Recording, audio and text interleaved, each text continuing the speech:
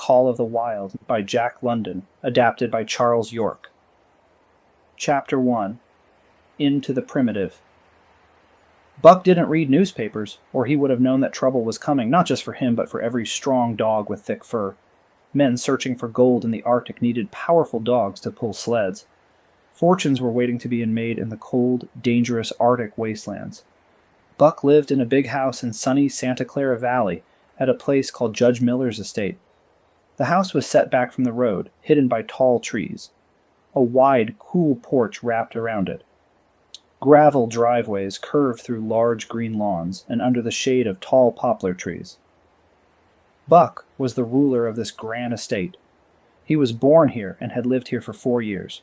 He was the king of Judge Miller's estate, in charge of all animals and even the humans.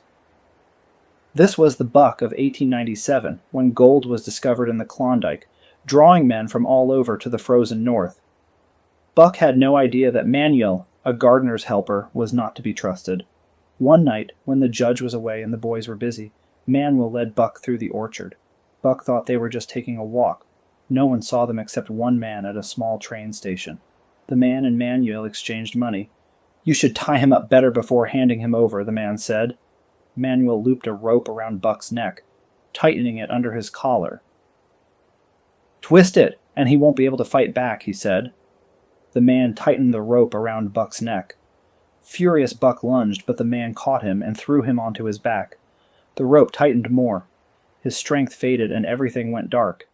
When Buck woke up, his tongue hurt, and he was being bounced around in some kind of vehicle.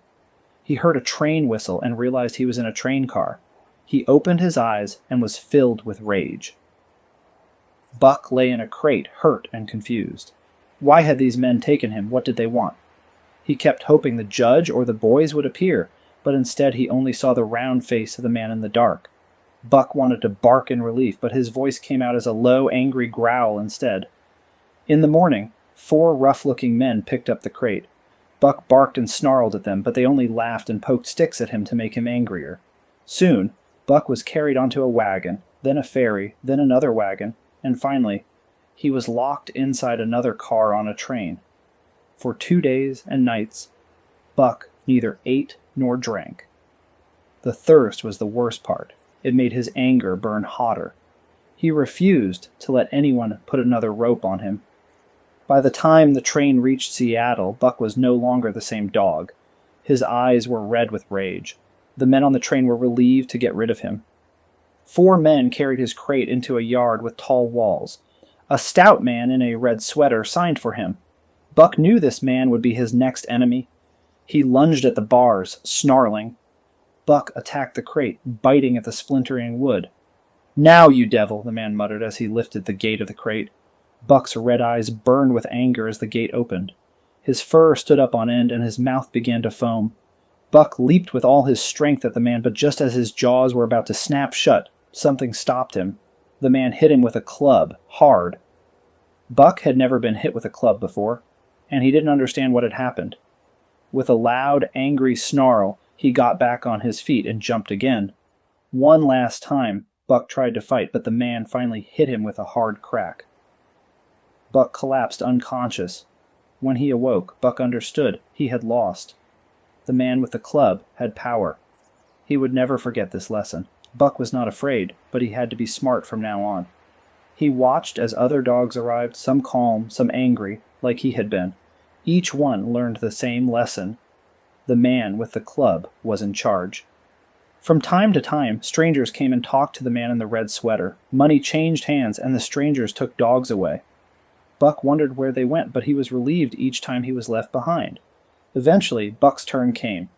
A small man with a rough voice saw him and became excited. "That's a strong dog," he exclaimed. "How much?" "300, the man in the red sweater replied. The little man, whose name was Perrault, agreed. He knew dogs well, and Buck was one of the best he had ever seen. Buck saw the money change hands and wasn't surprised when he and another dog, Curly, were led away. That was the last he saw of the man in the red sweater. As the ship pulled away from shore, Buck watched the land fade into the distance. Perrault and his partner Francois were different from the other men Buck had known. They were fair but strict, and Buck soon learned to respect them. On the ship, he and Curly met two other dogs. One was a large white dog, who acted friendly but was secretly sneaky. The other was a quiet, gloomy dog named Dave, who just wanted to be left alone. Day after day, the ship moved forward, and Buck noticed the air getting colder. Then, one morning, the ship stopped. Francois led Buck and the other dogs onto the deck. Buck's paws sank into something white and mushy. He jumped back, startled. More of the white stuff was falling from the sky. He sniffed it, then licked it.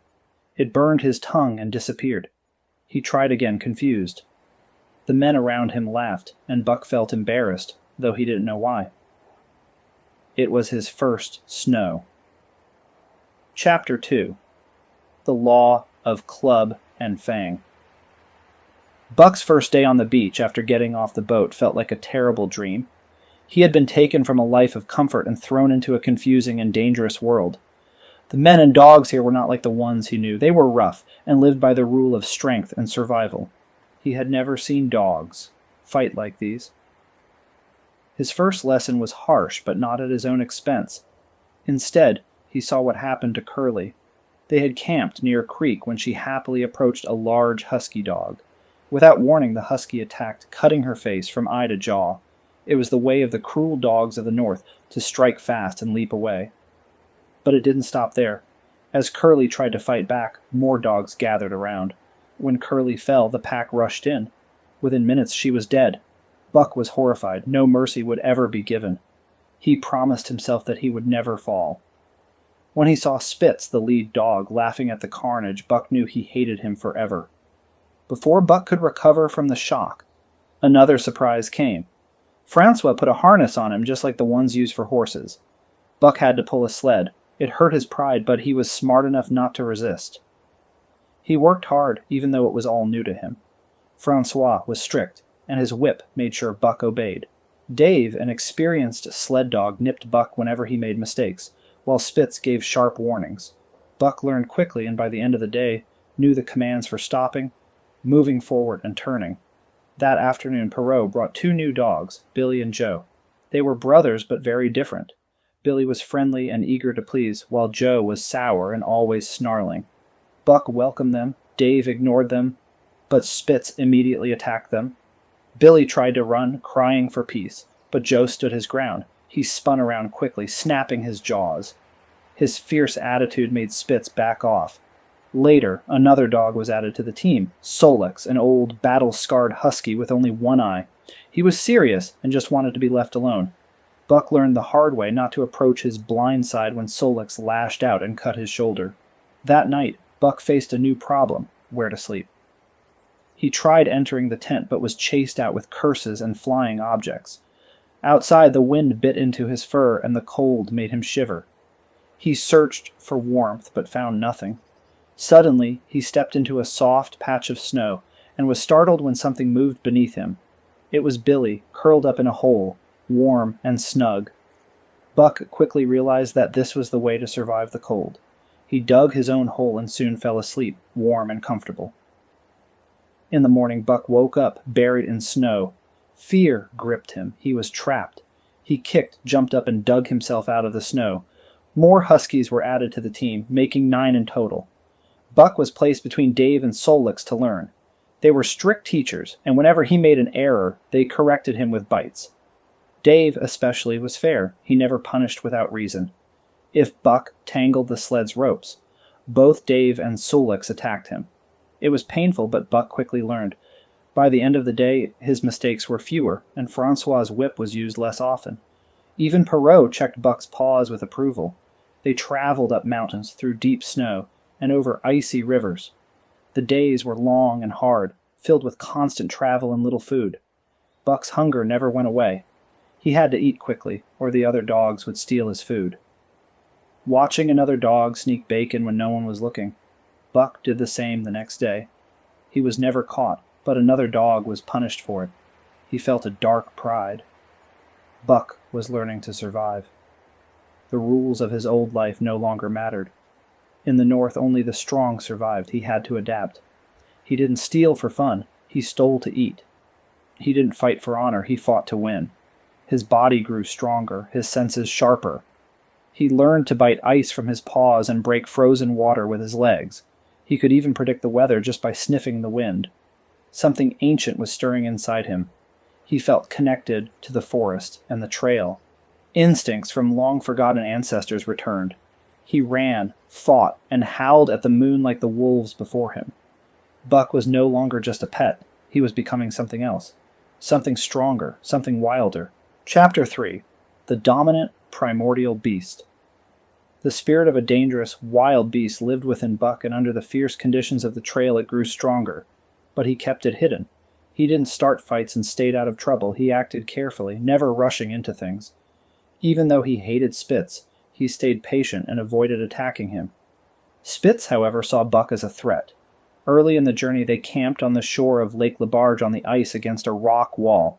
With only a few sticks of wood, their fire melted the ice, leaving them to eat in the cold and darkness. Buck made himself a warm nest near the rock and didn't want to leave it, even when Francois handed out fish. But after he finished eating, he returned to find Spitz lying in his spot. Spitz growled, warning Buck to stay away. Buck had avoided fighting before, but this outrage was too much. A deep rage awakened inside him, and he attacked Spitz with a surprising fierceness. Spitz was caught off guard. He had thought Buck was too timid to fight. Francois saw the fight begin and cheered Buck on. Spitz was eager to fight, circling Buck carefully, waiting for the right moment to strike. But before their battle could continue, something unexpected happened. A shout from Perrault and the sound of a club hitting bone broke the night's silence. Suddenly, their camp was filled with wild, starving huskies. These huskies had smelled the camp from a distant Indian village. They snuck in while Buck and Spitz were fighting. When the men attacked with clubs, the huskies fought back, desperate for food. One had its head buried in the food bag, and when Perrault hit it, the food spilled onto the ground. In an instant, dozens of starving dogs scrambled for the bread and bacon. Even as the men struck them, the huskies ignored the blows, fighting madly until every crumb was gone. Meanwhile, Buck and the other sled dogs. Buck had never seen such terrifying creatures. The huskies were so thin their bones stuck out, their eyes wild with hunger. They were impossible to stop. Buck was attacked by 3 at once, and in seconds his fur was slashed open. The noise was deafening. Buck bit into one of the dogs, feeling the hot blood fill his mouth, making him even more savage. But then he felt teeth sink into his own neck. It was Spitz, attacking from the side. Perrault and Francois managed to drive the huskies back, giving Buck a chance to escape. But as soon as the men left to protect their food, the huskies returned. Billy, in sheer panic, broke free and ran across the ice.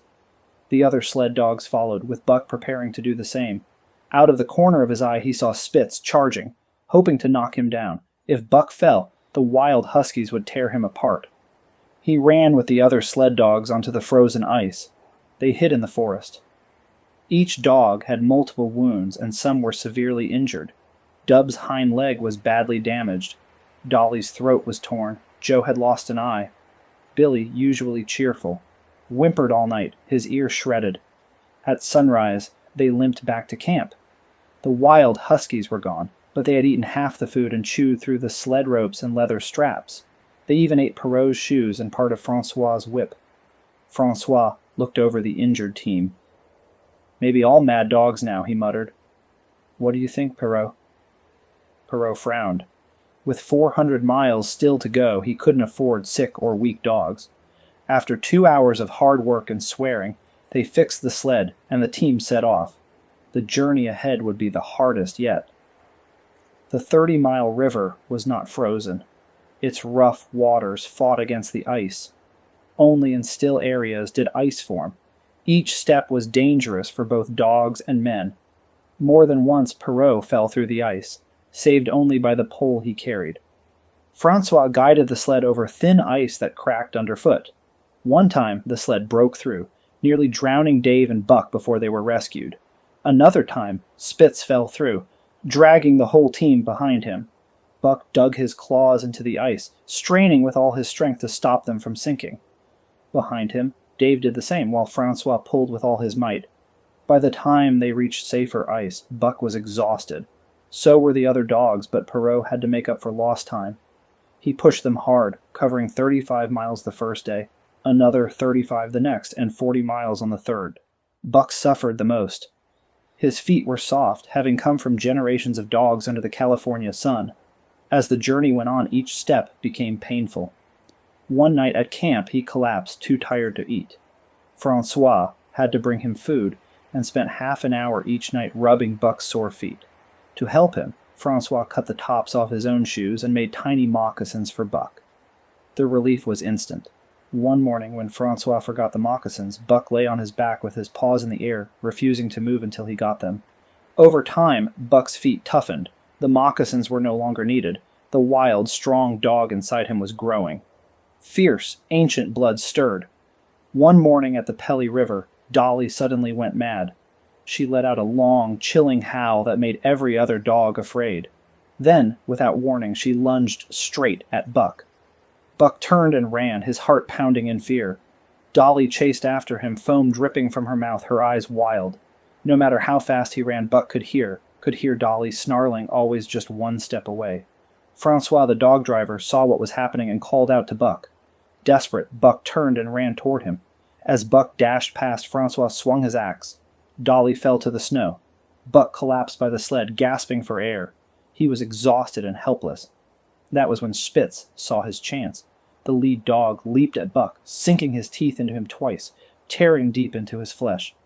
But before he could do more, Francois's whip cracked through the air. Spitz yelped as he got the worst beating he had ever received. "That Spitz is a devil," Perrault muttered. "One day he'll kill Buck." Francois shook his head. "No," he said, "Buck is two devils.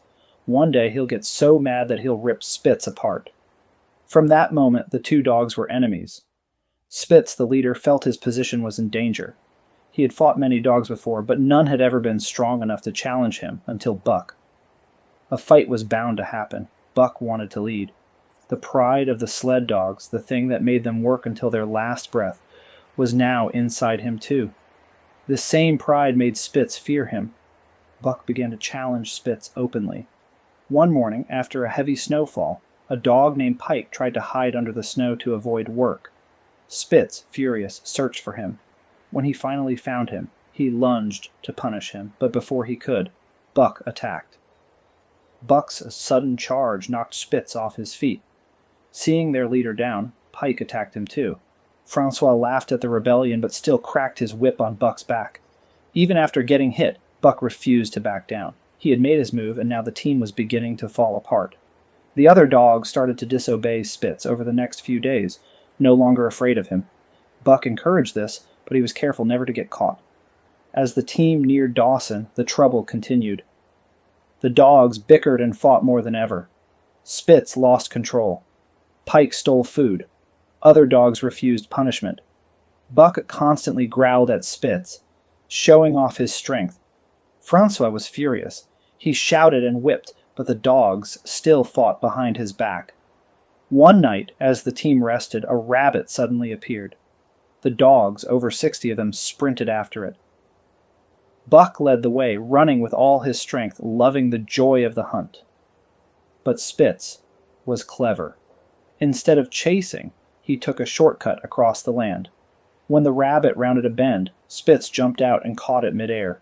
The rabbit screamed, then went silent. The pack howled in excitement. Buck didn't celebrate. He crashed into Spitz, knocking him over. The two circled each other, snarling, waiting for the right moment to strike. The other dogs watched in silence, their breaths misting in the cold air. This was an old fight, one that had happened many times before between strong dogs. Spitz was experienced. He had fought and won many battles. He knew how to defend himself, and Buck couldn't land a solid bite.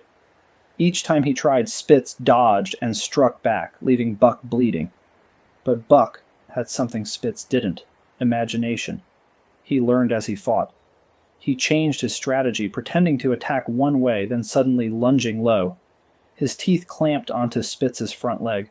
There was a loud snap as the bone broke. Spitz yelped, but still tried to fight. Buck didn't stop. He did the same trick again and broke Spitz's other front leg. Spitz stood on shaking legs, knowing the end had come. The other dogs, hungry for a leader's fall, crept closer. He tried to snarl them away, but they weren't afraid anymore. Buck struck one last time, knocking Spitz onto the snow. The pack rushed in. In moments, Spitz was gone. Buck stood over the scene, victorious. He was the new leader, the strongest, the beast that had won. Chapter 4. Who has won to mastership? The next morning, Francois looked at Buck, who was covered in wounds, and realized Spitz was gone. "See, I told you Buck has 2 devils in him," he said. Perrault examined Buck's cuts and bruises. "Spitz fought hard," he said. "And Buck fought even harder," Francois replied. "Now we'll have no more trouble, no more Spitz." As Perrault packed up camp, Francois started harnessing the dogs. Buck walked straight to the lead position where Spitz used to be. But Francois didn't notice and put Solex in front instead. Buck immediately jumped at Solex, pushing him away and standing in his place. "Look at that Buck," Francois laughed. "He killed Spitz. Now he wants his job." "Move, Buck," he ordered. But Buck wouldn't budge. Francois grabbed Buck by the neck and pulled him away. Though Buck growled, Francois was firm and put Solex back in place. But the moment Francois turned around, Buck pushed Solex out again. Now Francois was angry. "All right, I'll fix you," he said, grabbing a heavy club. Buck remembered the man in the red sweater and knew better than to fight back. He backed away, watching the club carefully, ready to dodge if needed. Francois tried to put him in his old spot, but Buck wouldn't listen. He wasn't afraid of a beating. He wanted the leader's spot. He had earned it and wasn't going to settle for less. Perrault and Francois chased him around for nearly an hour, throwing clubs and shouting curses, but Buck stayed just out of reach. With no other choice, Francois took Solex out of the lead position and called Buck. Buck wagged his tail and stayed back, waiting. "Drop the club," Perrault said. As soon as Francois did, Buck trotted over happily and took his place at the front. The team was ready, and they took off down the trail at full speed. Francois had always thought highly of Buck, but he soon realized he had underestimated him. Buck was an even better leader than Spitz. He was strong, smart, and fast. Dave and Solex didn't mind the change. They only cared about pulling the sled, and as long as things ran smoothly, they were fine. But the rest of the dogs had become unruly under Spitz's leadership. Buck quickly put them in their place. Pike, a lazy dog who barely pulled his weight, was shaken up by Buck several times and soon worked harder than ever. Joe, the grumpy one, had never been controlled by Spitz, but Buck pinned him down and made him submit. The whole team became disciplined again, moving together as one. At Rink Rapids, 2 new huskies, Teak and Kuna, joined the team. Buck trained them so fast that Francois was amazed. "There's never been a dog like Buck," he cried. "He's worth $1,000. Perrault nodded. They were ahead of schedule and getting faster every day. The trail was smooth, the weather was steady, and they made record time. The temperatures were freezing, 50 below zero, but the team raced on. They covered in one day what had taken 10 days before. In town, Francois and Perrault celebrated, showing off Buck and the team. People gathered to admire the powerful lead dog. Francois hugged Buck, tears in his eyes. That was the last time Buck ever saw him and Perrault. A new owner, a Scotsman, took Buck and the team. This time, they weren't running for speed. They were pulling heavy loads of mail. It was hard work, but Buck did his job with pride, making sure the others pulled their share too. Each day was the same. They traveled from morning until dark, set up camp, ate, and rested. Buck fought a few battles with other dogs, but soon became the undisputed leader. At night, he lay by the fire, dreaming of his past life and something even deeper. Some ancient thing began to stir. He had strange visions of a primitive man sitting by a fire, covered in hair, afraid of the dark. In his dreams, Buck could hear the growls of wild beasts surrounding the fire. Sometimes he woke up, growling himself, only to hear his driver call, "Hey, Buck, wake up." The journey was long and hard. By the time they reached Dawson, the dogs were exhausted and underweight. They needed rest, but after just 2 days, they were sent back onto the trail with more mail to carry. The dogs were tired and the weather turned worse. Snow made the trail difficult and the work grew heavier. But the drivers treated them fairly, always feeding them before taking care of themselves. Buck was tired, but kept his team in order. Billy whimpered in his sleep. Joe was crankier than ever. Sulix didn't want anyone near him, but Dave suffered the most. Something was wrong with Dave, though no one could figure out what. He became weak and started falling in the traces. Eventually, the driver took him out of the team, thinking he needed rest. But Dave didn't want to stop working. He whined and tried to push his way back into the harness. When the sled moved, he ran alongside, trying to take his place. He wouldn't run behind on the trail, instead stumbling through the deep snow until he collapsed. The men saw how much he wanted to work, even though it was killing him. So, they let him pull again. He did his best, but he was weak. He fell often, cried in pain, and limped badly. That night, he could barely move. In the morning, he struggled to crawl to the team, desperate to pull once more, but his strength was gone. As the team moved on, they heard him howling behind them. Then, a gunshot rang out. The driver returned alone. The sleds moved forward, the bells jingled, and the whips cracked. Buck knew what had happened, the others did too, but they kept moving down the frozen trail. Chapter 5. The Toil of Trace and Trail. 30 days after leaving Dawson, Buck and his team were exhausted and worn out. Buck, who once weighed 140 pounds, was now only 115. The other dogs had lost even more weight. Pike, who used to fake injuries to avoid work, now truly had a bad leg. Solex was limping and Dub had hurt his shoulder. Every step hurt, making them even more tired. This wasn't the kind of tired that sleep could fix. This was the deep exhaustion that comes from months of hard work. They had traveled 2,500 miles in less than 5 months. In the last 1,800 miles, they had only rested for 5 days. When they reached Skagway, they could barely keep up. Even going downhill, they struggled to stay ahead of the sled. "Mush on, poor tired feet," the driver told them as they walked down the street. "This is the last trip. Then we get a long rest, eh? A big, long rest." The men expected a break. They had traveled 1,200 miles with only 2 days of rest. Surely they deserved some time off. But there was too much mail and too many people waiting for news from loved ones. There were new orders. Fresh dogs would take over, and the tired ones would be sold. 3 days passed. Buck and his team realized how truly weak they were. On the 4th day, 2 men from the United States bought them. They paid very little. The men were called Hal and Charles. Charles was middle-aged with weak eyes and a big mustache. Hal was young, around 19 or 20. He carried a large gun and a knife on a belt packed with bullets. His belt stood out. It showed how inexperienced he was. Both men did not belong in the North. Buck saw the money pass from the men to the government agent. He knew his life with the mail train drivers was over, just like it had been with Perrault and Francois before. His new owners took him and the other dogs to their camp. It was a mess.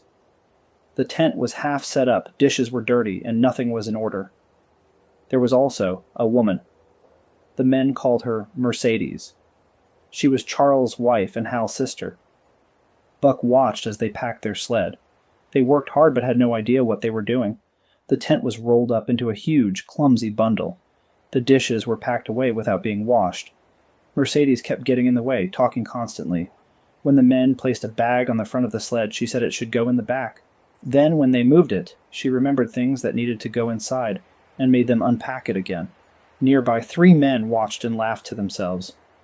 "You've already got a heavy load," one of them said. "I'm not telling you what to do, but if I were you, I wouldn't bring that tent." "Impossible," Mercedes gasped. "How could I live without a tent?" "It's spring. It won't be that cold," the man replied. She shook her head firmly. Charles and Hal added more items to the already huge load. "Think it'll stay on?" one man asked. "Why wouldn't it?" Charles snapped. "Oh, no reason," the man said, backing off. "It just looks a little top-heavy." Charles ignored him and tried to tie everything down, but he didn't do a good job. "The dogs can pull that all day, right?" another man asked sarcastically. "Of course," Hal said coldly. He grabbed the sled's handle and lifted his whip. "Mush!" he shouted. "Move!" The dogs tried. They pushed forward with all their strength, but couldn't move the sled. "The lazy beasts! I'll show them!" Hal yelled, raising his whip. Mercedes cried out, "Oh, Hal, don't!" as she grabbed the whip from his hands. "The poor dogs! You must promise not to be cruel to them for the rest of the trip, or I won't take another step." Hal sneered at his sister. "What do you know about dogs? They're lazy, and you have to whip them to make them work. Ask anyone." He turned to the nearby men for support. Mercedes looked at them with pleading eyes, her face full of sadness at the sight of the suffering dogs. "They're not lazy," one of the men replied. "They're just exhausted. They need rest." "Rest?" Hal scoffed, his young face hard. Hal snapped the whip again. The dogs pushed forward, digging their paws into the snow. They gave it their all, but the sled wouldn't budge. After 2 tries, they stood still, panting. Hal raised the whip once more, but Mercedes dropped to her knees beside Buck, tears in her eyes. She hugged his neck and sobbed, "Oh, you poor things, why don't you pull harder? Then you wouldn't be whipped." A man nearby, struggling to hold back his anger, finally spoke. "I don't care what happens to you, but for the dog's sake, listen, the sled is frozen to the ground. Rock it back and forth to break it free." Hal took the advice. This time the sled moved, and the dogs pulled with all their strength. 100 yards ahead, the path turned and sloped downward into town. Steering the top-heavy sled required skill, something Hal did not have. As they rounded the corner, the sled tipped over, spilling half the supplies. The dogs, furious from their suffering, didn't stop. The lighter sled bounced behind them. Hal yelled, "Whoa! Whoa!"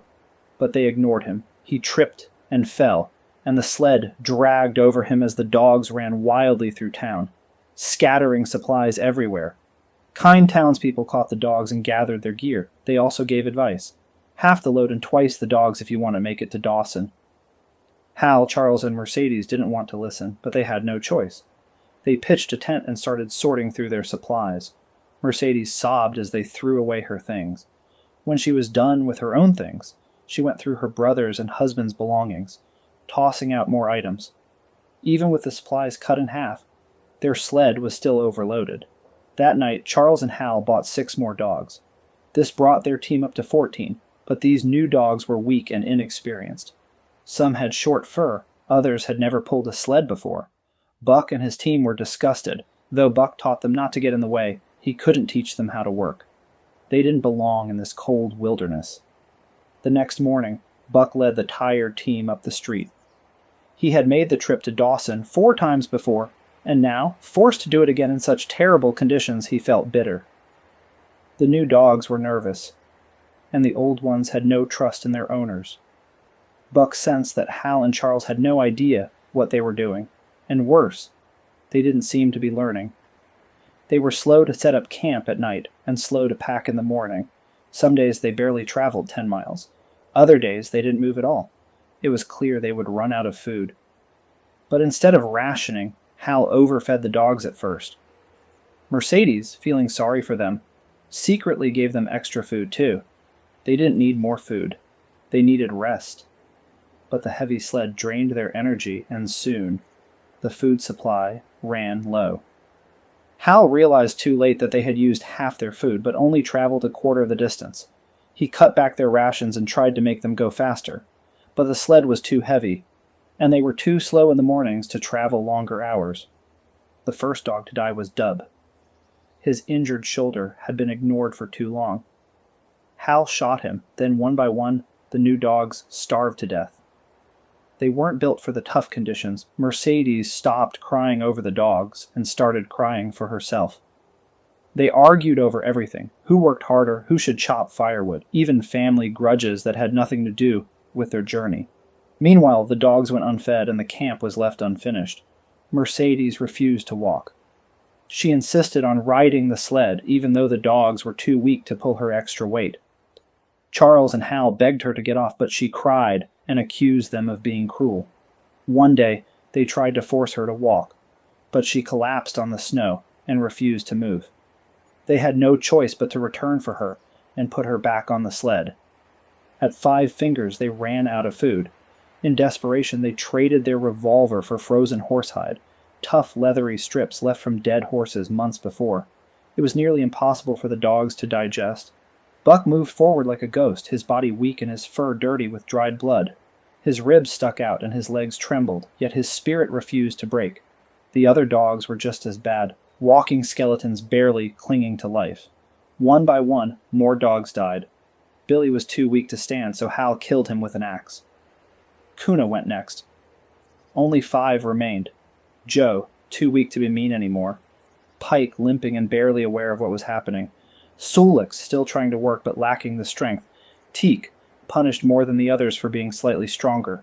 And Buck, who was barely able to stand but still led the team. Spring had arrived, but neither the people nor the dogs seemed to notice. Each day the sun rose earlier and set later. By 3 in the morning the sky was already light, and the sun didn't disappear until 9 at night. All around, plants and animals were coming back to life after the deep freeze. The sap flowed in the trees, and fresh green leaves sprouted on the willows and aspens. Insects crawled out into the warm sunlight. Crickets chirped at night, and birds filled the air with song. Squirrels chattered, and geese flew overhead in V-shaped groups, honking as they traveled north. But through this lively world, a tired group of travelers stumbled forward. 2 men, 1 woman, and their team of starving dogs. The dogs could barely walk, and the woman, Mercedes, sobbed as she rode on the sled. Hal, her brother, cursed under his breath, and Charles, her husband, blinked back tears as he staggered forward. They finally reached John Thornton's camp at the White River. As soon as they stopped, the dogs collapsed, too weak to move. Mercedes wiped her eyes and looked at John Thornton, while Charles sat stiffly on a log, barely able to move. Hal did all the talking. Thornton was carving the handle of an axe, calmly listening to their story. He warned them not to continue on the dangerous ice. Hal scoffed.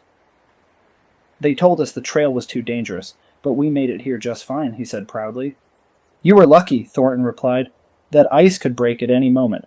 I wouldn't step on it for all the gold in Alaska." Hal rolled his eyes. "Well, we're going to Dawson," he said, lifting his whip. "Get up, Buck. Move. Mush on." Thornton knew arguing was pointless. A fool would never listen to reason. But the dogs did not move. They were beyond exhaustion. Hal's whip snapped in the air, striking them one by one. Slowly, some of the dogs forced themselves to their feet, but Buck did not move. He lay still, too weak to respond. The whip lashed him again and again, but he neither cried out nor struggled. Hal grew furious and grabbed a club, striking Buck even harder. Still, Buck refused to rise. The blows rained down, but the pain barely registered anymore. His body felt distant, numb. His vision blurred. The spark of life inside him flickered like a dying flame. Then suddenly John Thornton sprang forward with a wild, furious cry. He lunged at Hal, knocking him to the ground. Mercedes screamed. Charles wiped his teary eyes but didn't move. Thornton stood over Buck, his body shaking with rage. "If you hit that dog again, I'll kill you," he said in a low, dangerous voice. Hal wiped the blood from his mouth and glared. "He's my dog. Move aside, or I'll make you." Thornton did not move. Hal pulled out his knife, but before he could use it, Thornton struck his hand with the axe handle, knocking the blade away. He struck him again when he reached for it. Then Thornton bent down, picked up the knife himself, and with 2 quick cuts freed Buck from the harness. Hal was done fighting. He had his hands full with his hysterical sister, and Buck was too weak to pull the sled anyway, so the group moved on without him. Buck weakly lifted his head and watched them leave. The sled wobbled as it crossed the ice. Suddenly the back end dipped, and Hal was yanked into the air. Mercedes screamed. Charles turned to run back, but before he could take a second step, a huge section of ice cracked open. The sled, the people, and the dogs vanished into the freezing river below. John Thornton and Buck watched in silence. "You poor thing," Thornton murmured. Buck licked his hand. Chapter 6. For the Love of a Man. After traveling 3,000 miles, rest felt good. Buck became lazy as his wounds healed, his muscles grew, and his body filled out. He wasn't the only one relaxing. John Thornton and his 2 dogs, Skeet and Zag, were also waiting for the raft to take them to Dawson. Skeet, a small Irish setter, quickly became Buck's friend. She had a natural instinct to help, like some dogs do, and she cleaned Buck's wounds each morning.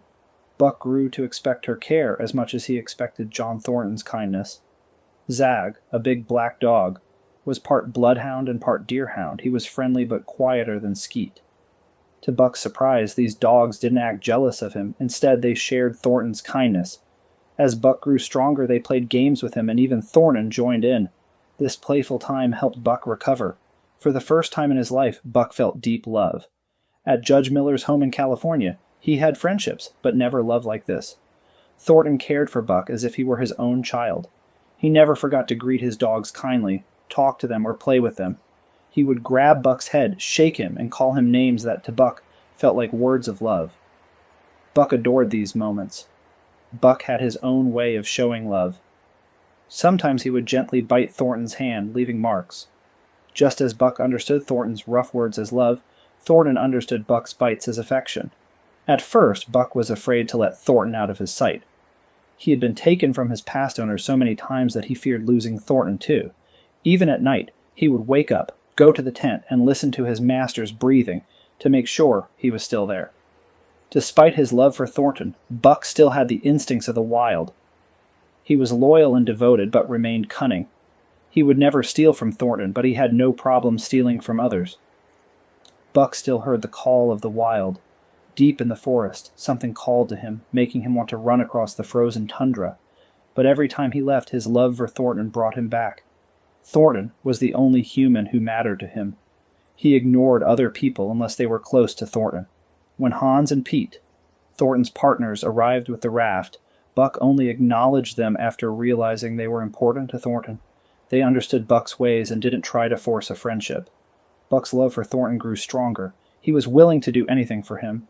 One day, as they sat on a cliff looking down at a 300-foot drop, Thornton playfully commanded, "Jump, Buck!" Buck immediately leapt, and Thornton had to grab him to stop him from falling. Pete and Hans pulled them back to safety, shocked by what they had just seen. "That's incredible," Pete said. "It's wonderful and frightening," Thornton replied. "I wouldn't want to be the man who tries to hurt you when he's around," Pete added, looking at Buck. "Me neither," said Hans.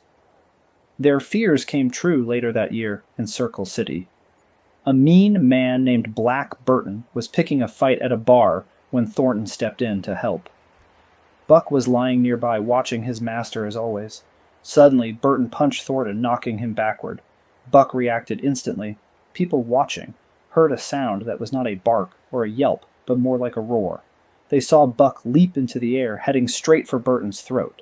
Burton threw up his arm just in time, but Buck knocked him down to the floor. Buck let go of the man's arm and bit again, aiming for his throat. This time, Burton couldn't stop him completely, and Buck tore into his neck. The crowd rushed in and pulled Buck away. As a doctor treated Burton's wounds, Buck paced back and forth, growling and trying to attack again. People held him back with sticks. A group of miners quickly decided that Buck had been provoked, so they let him go free. From that day on, Buck's name was known in every mining camp in Alaska. Later that fall, Buck saved John Thornton's life in a different way. Thornton and his partners were guiding a boat through dangerous rapids. Hans and Pete walked along the riverbank, using a rope to control the boat while Thornton steered with a pole. Buck followed along the shore, watching his master closely. At a tricky part of the river, Hans let go of the rope, and the boat shot forward too fast. It flipped over, tossing Thornton into the rushing water. The current was strong, and he was being pulled toward deadly rapids, and without hesitation, Buck jumped in. He swam hard, reaching Thornton just in time. Thornton grabbed Buck's tail, and Buck tried to swim toward shore, but the current was too strong, and they were being pulled toward the dangerous rocks. Thornton knew he wouldn't make it. He grabbed onto a slippery rock and let go of Buck. "Go, Buck, go!" he shouted. Buck struggled against the water, but obeyed, swimming toward shore. Hans and Pete pulled him out just before a waterfall. They knew Thornton couldn't hold on for long. Quickly they tied a rope around Buck and sent him back into the river. Buck swam toward Thornton, but the current carried him too far. Hans pulled the rope tight, but Buck was dragged underwater before they could pull him back to safety. Buck coughed up water and struggled to stand. Then he heard Thornton's voice. Buck felt something stir inside him, and he felt warmth and strength spreading through his muscles. He dove straight into the current and swam against its pull to Thornton. Thornton saw Buck coming, and as Buck crashed into him, he grabbed onto Buck's neck. Hans quickly tightened the rope and pulled them toward shore. They were tossed around by the water, smashing into rocks, but they made it to land. Thornton was badly bruised, and Buck had 3 broken ribs. "That settles it," Thornton said. "We're camping here." They stayed in that spot until Buck healed. That winter, in Dawson, Buck's name became famous all across the Yukon. In a saloon, men were arguing about whose dog was the strongest. Some bragged that their dogs could pull heavy sleds. One man claimed his dog could pull 700 pounds. John Thornton, proud of Buck, said, "Buck can pull 1,000 pounds." Matthewson, a wealthy miner, didn't believe him. "I'll bet $1,000 he can't," he said, slamming a sack of gold on the bar. Thornton hesitated. He wasn't sure if Buck could do it, but he believed in him. He didn't have $1,000, but his friend Jim O'Brien loaned him the money. Outside, a sled loaded with 1,000 pounds of flour was frozen to the snow. The crowd gathered, placing bets. Most believed Buck couldn't do it. Thornton knelt beside Buck. "As you love me, Buck," he whispered. Buck whined eagerly. Thornton gave the command. Buck tightened his muscles and threw his weight forward. The sled didn't move at first. Then, little by little, it creaked and slid forward. The crowd held its breath. Slowly, Buck gained speed, dragging the heavy sled forward until he reached the 100-yard mark. The crowd erupted in cheers. Thornton fell to his knees, hugging Buck. Someone offered to buy Buck for $1,200, but Thornton refused. "No, sir," he said. "You can go to hell, sir." Buck nuzzled Thornton's hand, and the crowd looked away at the fierce love between the two. Chapter 7. The Sounding of the Call. After Buck won $1,000 in 5 minutes for his friend, Thornton, Hans, and Pete decided to journey farther into the wilderness than they ever had before. There were legends of a lost gold mine deep in the tundra. Some men had returned from those Arctic wastelands dying of frostbite and starvation, with gold nuggets unlike anyone had ever found in the north. Many men who had looked for the mine hadn't returned at all. There were rumors of an old cabin that marked the entrance of the mine where men could grab gold nuggets out of a pit in the ground with their bare hands. The men and dogs began their journey. John Thornton was not afraid of the wilderness. With just some salt and a rifle, he could survive anywhere.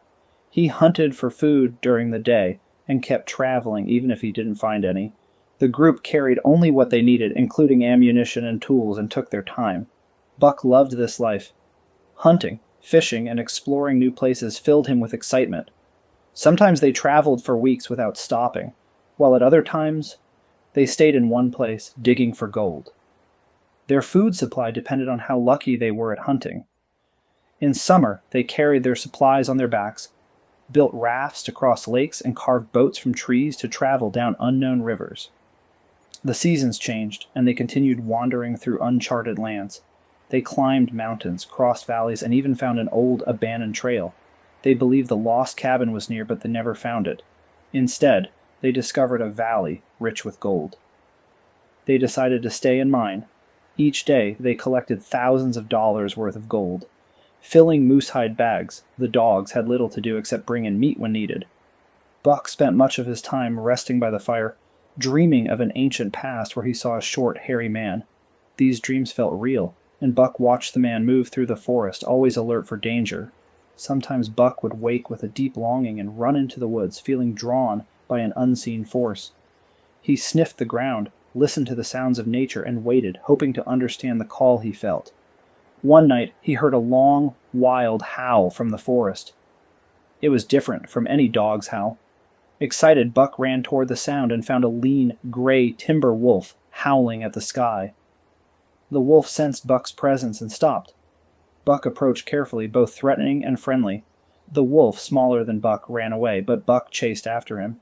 Over time, the wolf realized Buck meant no harm. They sniffed noses and played before the wolf led Buck into the forest. They ran side by side through the trees, and Buck felt an overwhelming joy. He had found the missing piece of himself. They stopped by a stream. Buck suddenly remembered John Thornton and hesitated. The wolf urged him to continue, but Buck turned back toward camp. The wolf followed for a while, whining softly, then stopped and howled as Buck disappeared into the distance. When Buck returned, he leaped onto Thornton with excitement, knocking him over and licking his face.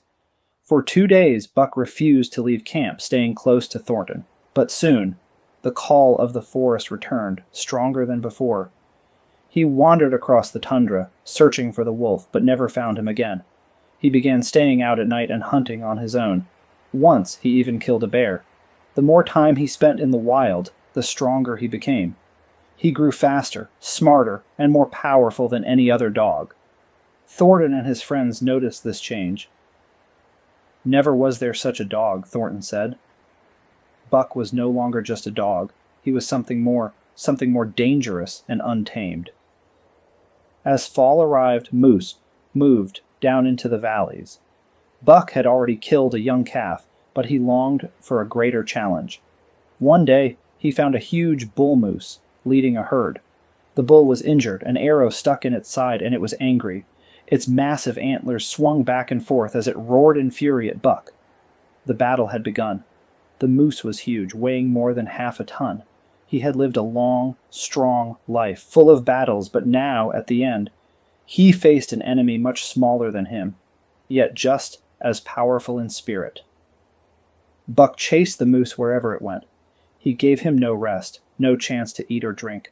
When the moose tried to run, Buck did not stop him. Instead, he followed closely, waiting for his chance.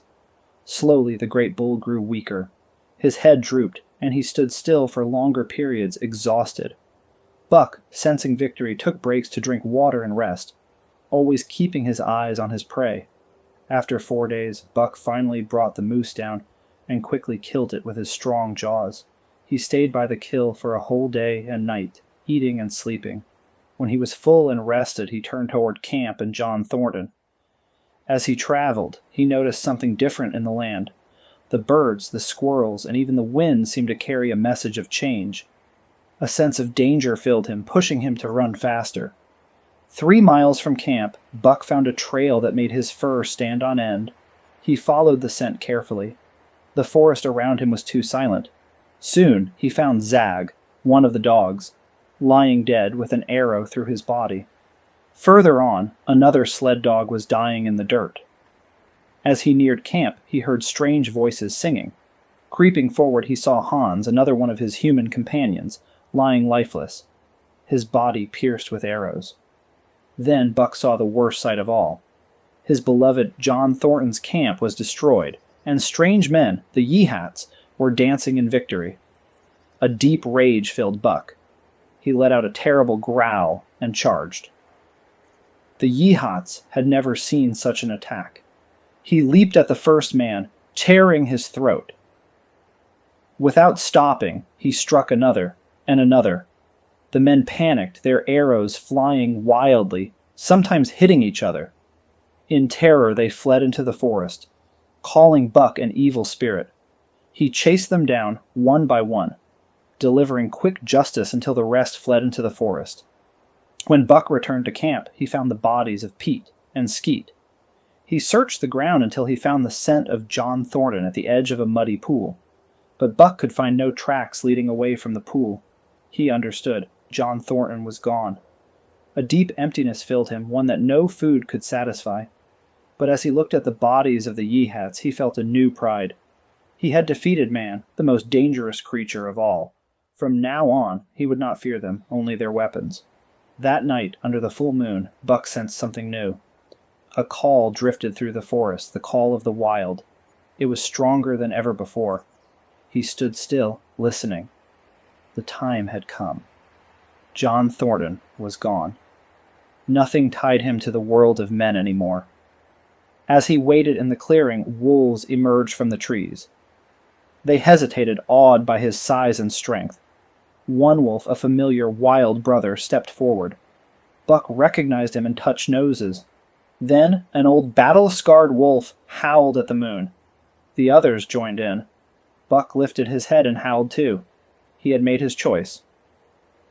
From that night on, Buck ran with the wolf pack. Over time, the Yeehats noticed a change in the wolves. Some had brown fur and white markings like Buck. They also whispered about a ghostly figure leading the pack, a great wolf that stole from their camps and fought their hunters. Some who entered his valley never returned. But every summer, unknown to the Yeehats, a lone wolf visited a quiet place in the forest. There he stood by a stream, where long ago a man had once lived. For a while he would stand still, remembering. Then, lifting his head, he would howl a long sorrowful sound before running back to his pack, disappearing into the wild once more.